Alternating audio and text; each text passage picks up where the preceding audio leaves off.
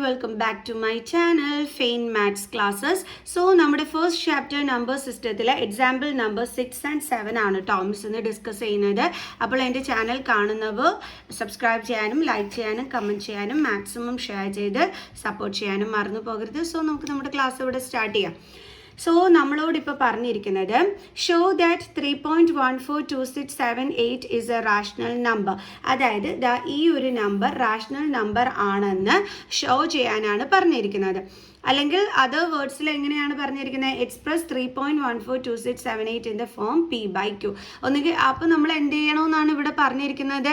ഒന്നുകിൽ ഇത് rational number, that means അതിനെ ഒരു P/Q ഫോമിൽ എഴുതാനാണ് പറഞ്ഞിരിക്കുന്നത്. റാഷണൽ നമ്പർ എന്ന് പറഞ്ഞാൽ എന്താണ്? P/Q ഫോമിൽ എഴുതുന്നതിനെയാണ് നമ്മൾ റാഷണൽ നമ്പർ എന്ന് വിളിക്കുന്നത്. അപ്പോൾ ആ ഒരു രീതിയിൽ നമുക്ക് തന്നിരിക്കുന്ന ക്വസ്റ്റ്യനെ എടുത്തെഴുതാനാണ് അവർ പറഞ്ഞിരിക്കുന്നത്. എങ്ങനെ ഇതിനെ P/Q ഫോമിൽ എഴുതുന്നത്? വളരെ ഈസി സംഭവമാണ് അല്ലേ? എങ്ങനെ എഴുതാനായിട്ട് പറ്റും? നമ്മൾ എന്താ ചെയ്യേണ്ടതെന്ന് വെച്ച് കഴിഞ്ഞാൽ ആദ്യം നമ്മുടെ ഈ നമ്പറിനെ പോയിന്റ് ഇല്ലാതെ എടുത്ത് എഴുതുക. 3142678 ഡിവൈഡഡ് ബൈ P/Q ഫോമിലല്ലേ? ഓക്കെ, അപ്പോൾ ഡിവൈഡഡ് ബൈ 1 ഇട്ട് കൊടുക്കുക. എന്നിട്ട് ഈ ഡെസിമൽ പോയിന്റിന് ശേഷം എത്ര നമ്പർ ഉണ്ടെന്ന് കൗണ്ട് ചെയ്ത് നോക്കുക. ഓക്കെ, ആഫ്റ്റർ ഡെസിമൽ പോയിന്റ് എത്ര നമ്പേഴ്സ് ഉണ്ടെന്ന്.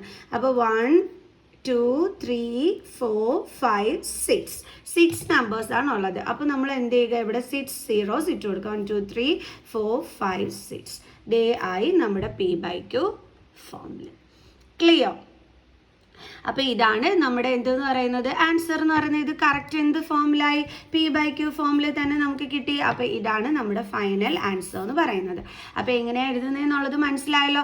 അതായത് ഇപ്പോൾ ഇതിനെ നമ്മൾ തിരിച്ച് ഇതേപോലെ പോയിന്റിലോട്ടാക്കാൻ പറഞ്ഞാൽ നമുക്ക് എങ്ങനെയായിരിക്കും കിട്ടുന്നത്? നമ്മൾ എങ്ങനെയായിരിക്കും ചെയ്യുന്നത്? ഇവിടെ നമ്മുടെ ഡിനോമിനേറ്ററിൽ എത്ര സീറോസാണ് ഉള്ളത്? 6 zeros. അപ്പോൾ നമ്മളിത് 1 2 3 4 5 6 നമ്പേഴ്സ് മാറ്റിയിട്ട് നമ്മൾ എന്ത് ചെയ്യും? പോയിന്റ് ഇട്ട് കൊടുക്കും. കണ്ടോ? അന്നേരം എന്ത് കിട്ടും നമുക്ക്? പിന്നെ ഈ 3 ഇവിടെ ഉണ്ട്, അത് നമ്മൾ ഇട്ട് കൊടുത്തു. കണ്ടോ? അപ്പോൾ നമ്മുടെ ക്വസ്റ്റ്യൻ തന്നെയല്ലേ നമുക്ക് ആൻസർ ആയിട്ട് കിട്ടിയത്. അപ്പോൾ ഇതിനെ നമ്മൾ P/Q ഫോമിൽ എഴുതിയത് കറക്റ്റ് തന്നെയല്ലേ? കണ്ടില്ലേ? അപ്പോൾ ഇങ്ങനെയാണ് നമ്മളെടുത്ത് ഇതേപോലെ ഒരു ക്വസ്റ്റ്യൻ തന്നിട്ട് അതിനെ P/Q ഫോമിൽ എഴുതാൻ പറഞ്ഞാൽ നമ്മൾ ചെയ്യേണ്ടത്. എങ്ങനെയാണ്? നമ്മുടെ ക്വസ്റ്റ്യനെ എടുത്ത് പോയിന്റ് ഇല്ലാതെ എഴുതുക, ദെൻ ഡിവൈഡഡ് ബൈ 1 ഇട്ട് കൊടുക്കുക. അതിനുശേഷം ആഫ്റ്റർ ഡെസിമൽ പോയിന്റ് എത്ര നമ്പേഴ്സ് ഉണ്ടെന്ന് കൗണ്ട് ചെയ്ത് നോക്കുക. അത്രയും സീറോസ് ഇവിടെ ഇതിൻ്റെ കൂടെ ഇട്ട് കൊടുക്കുക. ക്ലിയർ? നമുക്ക് നെക്സ്റ്റ് ക്വസ്റ്റ്യൻ ചെയ്യാം. Example number 7. Show that 0.333 etc. is equal to 0.3 bar can be expressed in the form P/Q where P and Q are integers and Q is not equal to 0. ഇതെങ്ങനെയാണ് അപ്പോൾ നമ്മൾ ചെയ്യുക?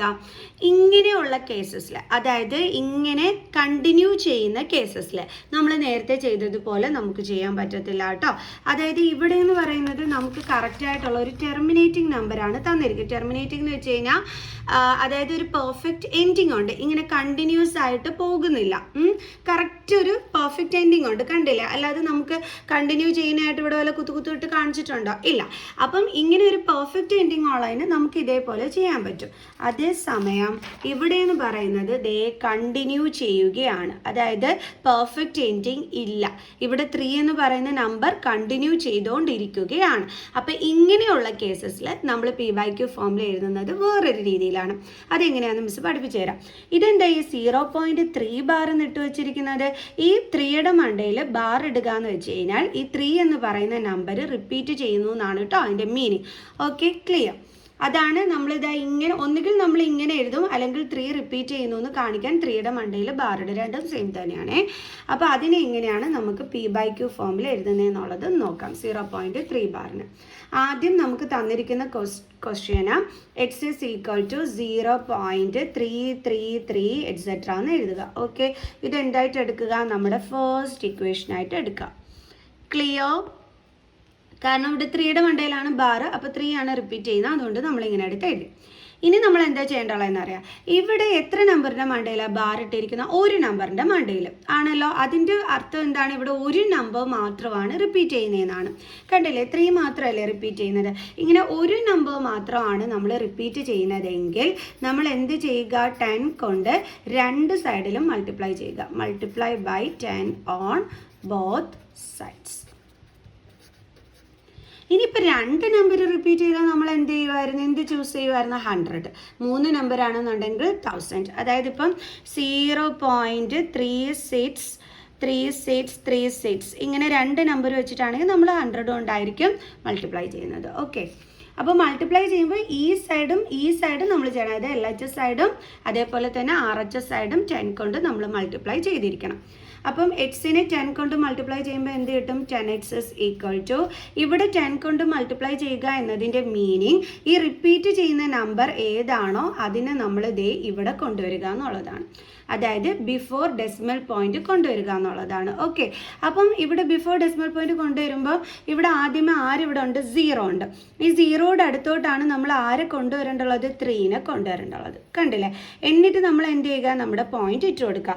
അപ്പോൾ നമ്മൾ 0, 3 നമ്മൾ എഴുതൂല. എന്തുകൊണ്ടാണെന്നറിയാം? സ്റ്റാർട്ടിങ്ങിലുള്ള 0യ്ക്ക് value ഇല്ല. അതുകൊണ്ട് നമ്മൾ 3 പോയിന്റ് എന്നും പറഞ്ഞ് എഴുതിയാൽ മതി. കണ്ടില്ലേ? എന്നിട്ട് ഇനി വീണ്ടും എന്തുണ്ട്? 3 വീണ്ടും റിപ്പീറ്റ് ചെയ്യുന്നുണ്ട്. അപ്പോൾ നമ്മൾ അത് തന്നെ എടുത്ത് ഇങ്ങനെ എഴുതുക. കണ്ടില്ലേ? ഇതാണ് നമ്മുടെ സെക്കൻഡ് ഇക്വേഷൻ. ക്ലിയർ? മനസ്സിലായ എൻ്റെ മക്കൾ?